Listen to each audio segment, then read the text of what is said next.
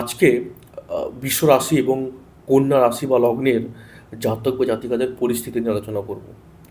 আজকে 25শে এপ্রিল 2024। তো এটা বিগত কয়েকদিন ধরেই চলে আসছে আর কিছুদিন চলবে। বিশ্ব এবং কন্যা রাশি জাতক বা জাতিকারা বা রাশি বা লগ্ন উভয়, রাশি বলছি মানে এর সাথে লগ্নটা আপনারা ইনক্লুড করে নেবেন।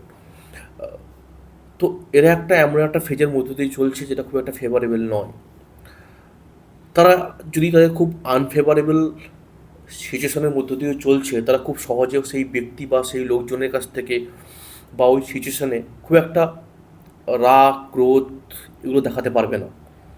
মানে উল্টে তারা বরং ডিসঅ্যাপয়েন্টেড হয়ে নিজের মধ্যে ব্যাপারটা রেখে দেবে। তারা হয়তো অনেক ওই সিচুয়েশন বা ওই মানুষজনের কাছ থেকে বা যাদের কাছ থেকে হেল্প করার কথা ভাবছিল, অনেক বেটার কিছু আশা করেছিল, বাট তারা সেই জায়গা থেকে সেইখান থেকে ওরা ফুলফিল হবে না। উল্টে তারা এতটাই হতাশ হয়ে যাবে যে তারা অ্যাঙ্গার দেখানো তো দূরের কথা, উল্টে আস্তে আস্তে তাদের কাছ থেকে বা সেই সমস্ত সিচুয়েশন বা সেই সমস্ত লোকের কাছ থেকে আস্তে আস্তে যে বিশ্বাসটা হারিয়ে ফেলবে।